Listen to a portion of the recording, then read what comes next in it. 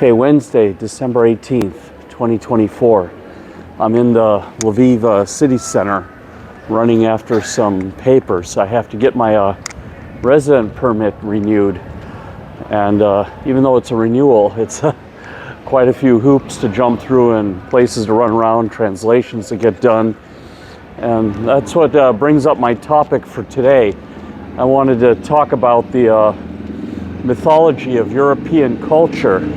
You know, we're seeing every day in the news that Europe is under this current model, a confederation of 27, maybe 28 states, if you count the ones that are submitting applications. They can't do anything. You know, there's a crisis. They got Russia, you know, barking on their door, and they can't work together. You know, the current governance model requires unanimous decisions or unanimous consensus.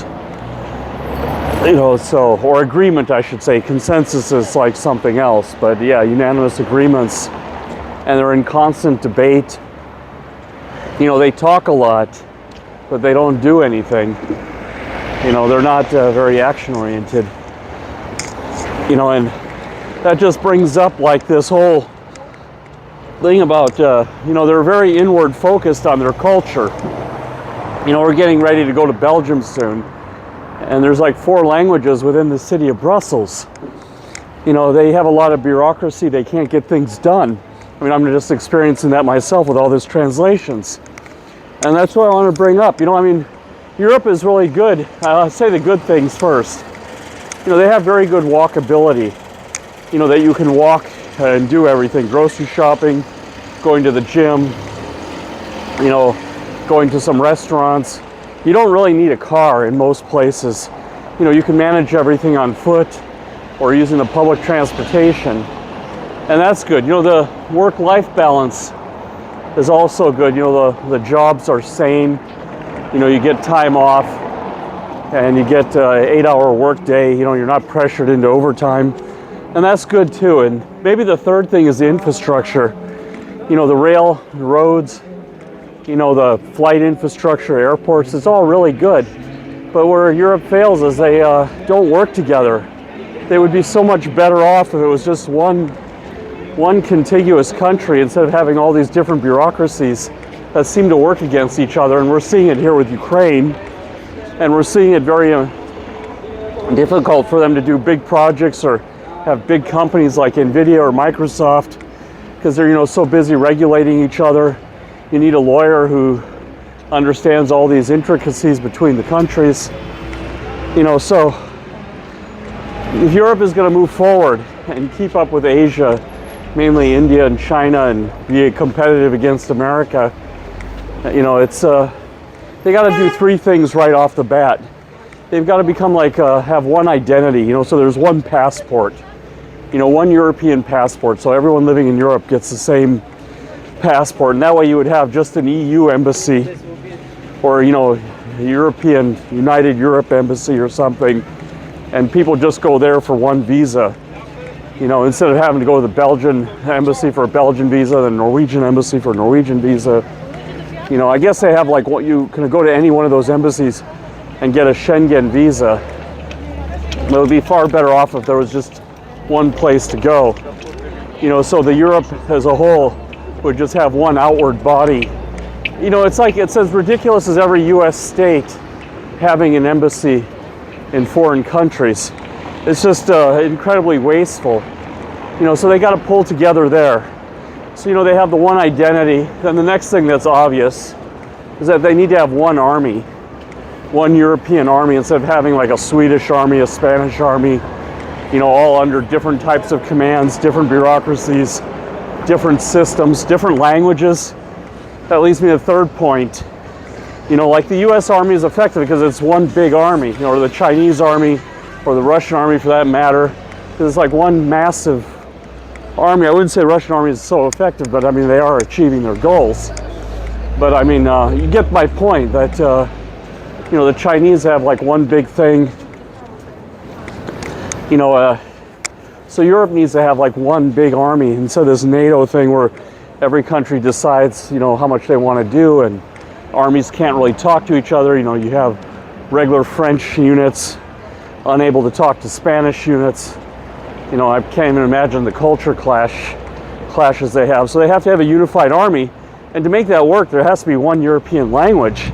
I mean, this thing with 27 languages, or even more than 27 languages in 27 countries, it's not only incredibly expensive, but it's incredibly inefficient and risky.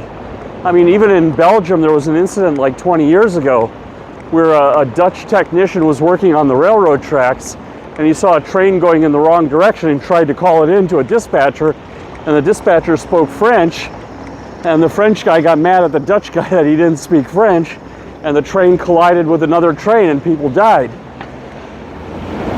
So I can't, and that's just like one incident. I mean, this is like a way of life in Europe, is having all these bureaucracies. I'm finding out in Belgium, like certain districts of Brussels, they speak French, others speak Dutch, and you got to go with a Dutch-speaking person to help you out, to get registered. They're not like Norway, where you can manage everything in English, or Sweden, or Denmark, or Finland for that matter, like Scandinavia. I mean, if anything, these like mainstream European countries could learn from Scandinavia.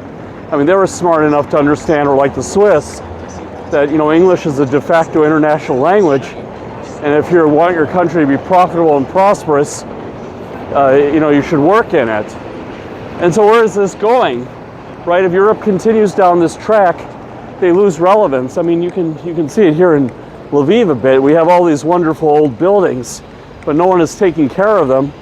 And to keep up these buildings and have economy, either you have to really have a hell of an economy, have some exports, bring some money in, or you're gonna have to tax everyone 150%. So Europe will just go into decline. I mean, already the birth rate is low. They're not really producing anything. Their industrial production is going down because it's too regulated. It's, Asia is just eating their lunch. Actually even Mexico is becoming competitive with manufacturing, India.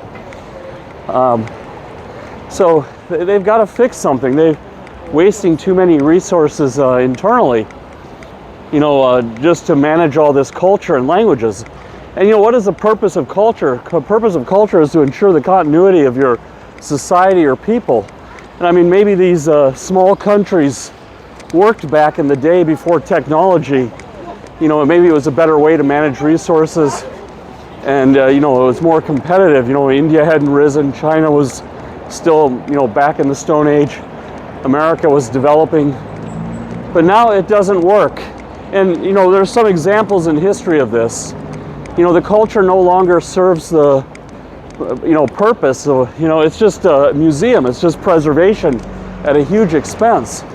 And I mean, I just want to talk about in history, in human history. I'm a big follower of like the overall human history. We had Neanderthals in Europe for 500,000 years.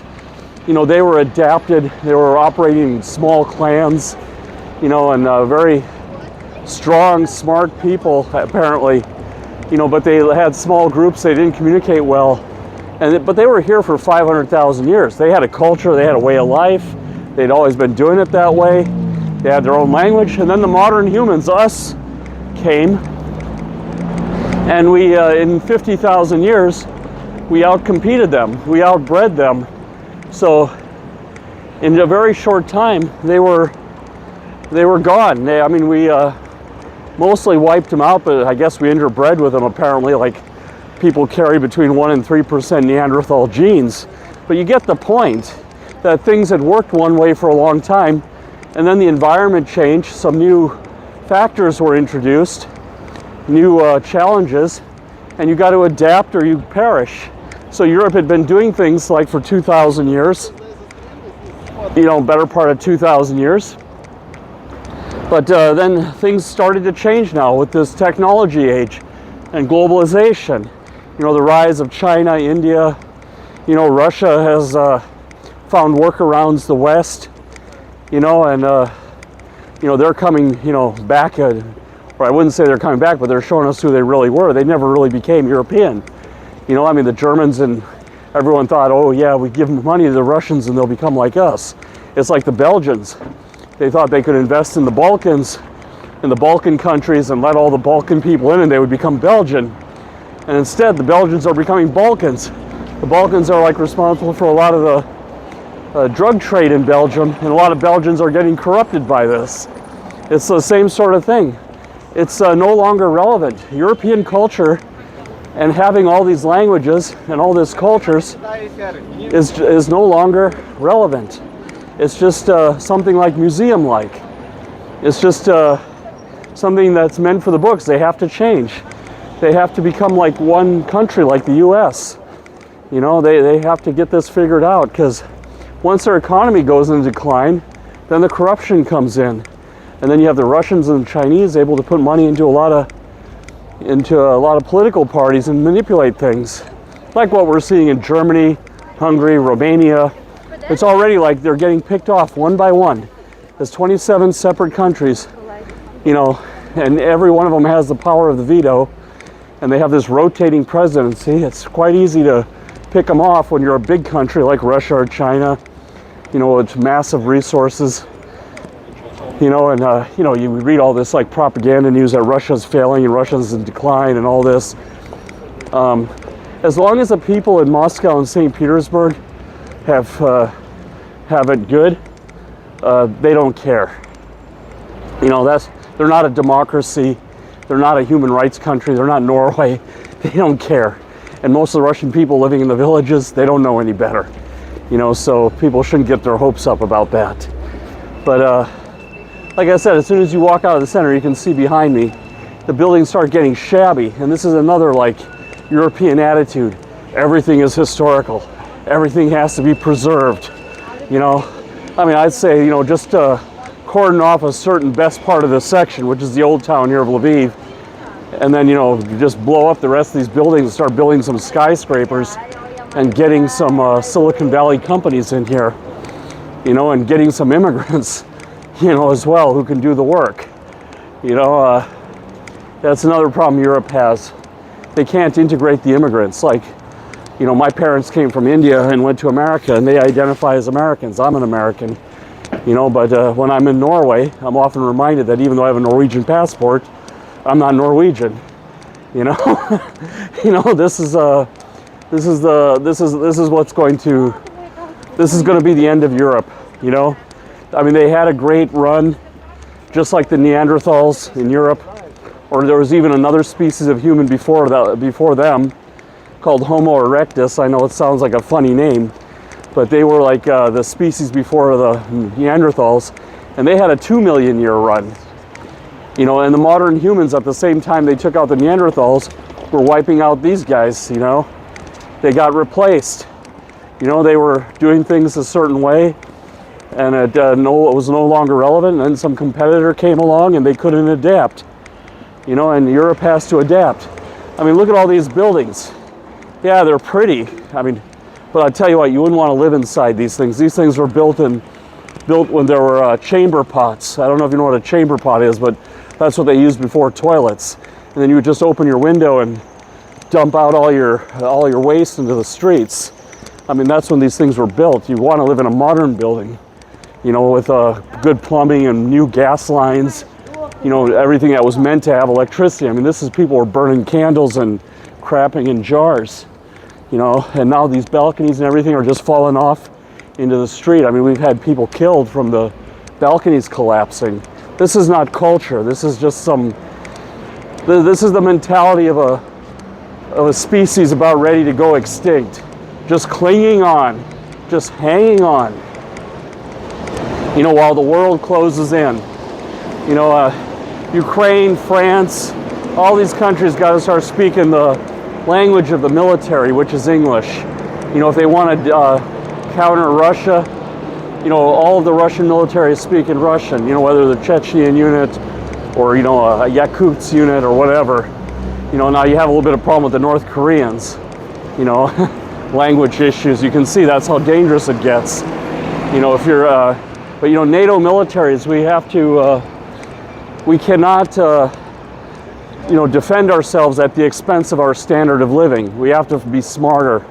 We have to get rid of all these internal structures that serve no purpose other than museum preservation, museum-like preservation, and focus on the outward threats and the opportunities for innovation. If we get everyone speaking the same language, they can all work together better.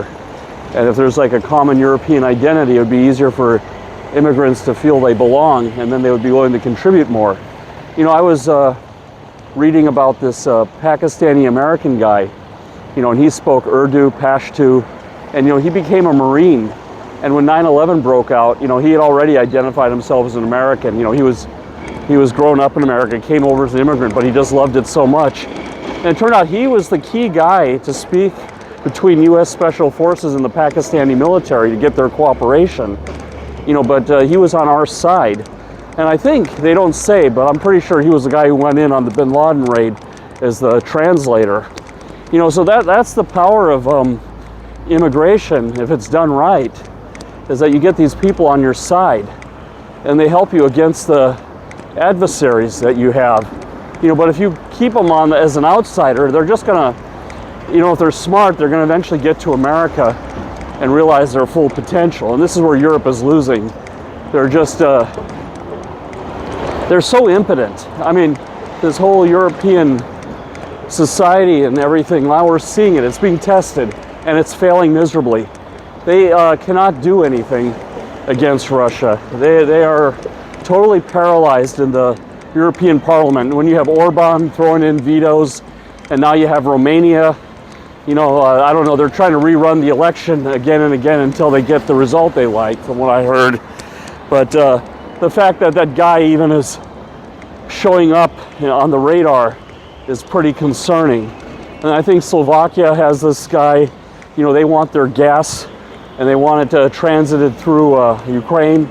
I mean, Europe is totally mismanaged. They shut off all, Germans shut off all their nuclear power plants, and then they have to buy power from Norway, and it shoots the electricity prices up in Norway, and now the Norwegians want to cut off the Germans.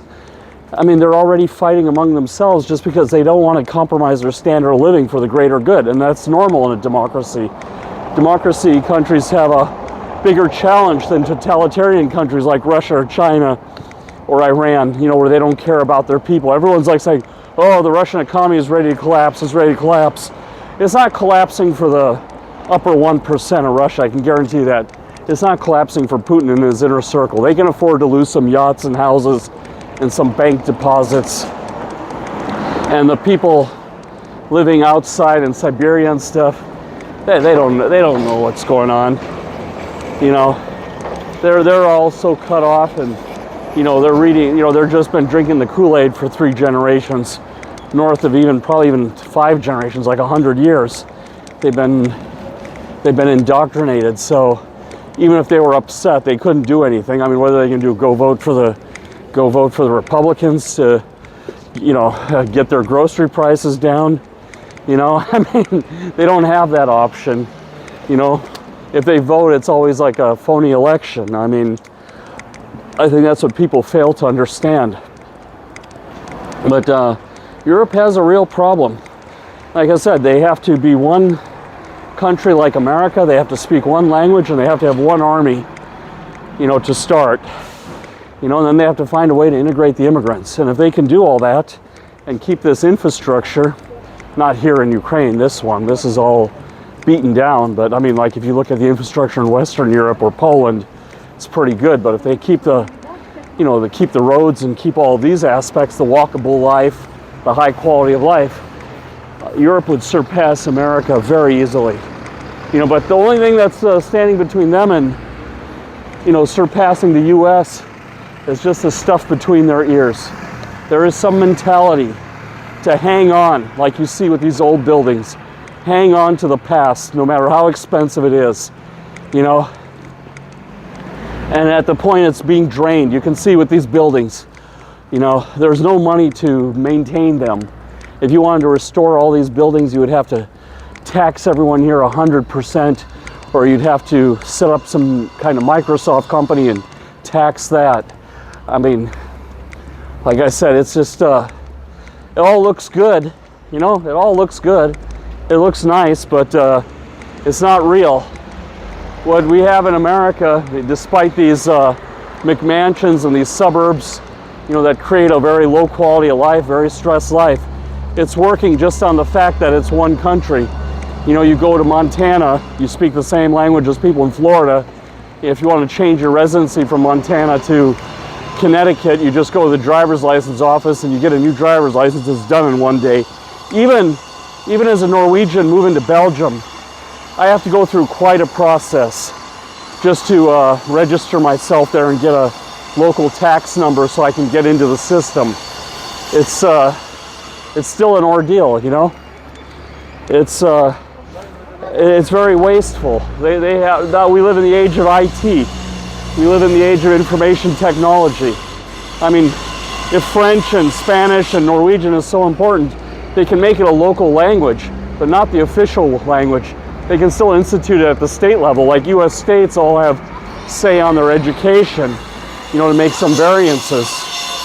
So, I mean,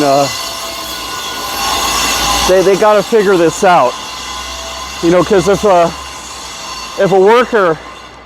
a high demand worker is like needed in Norway, and he's from Italy, and the only reason he can't take the job is because of language, that's a failure.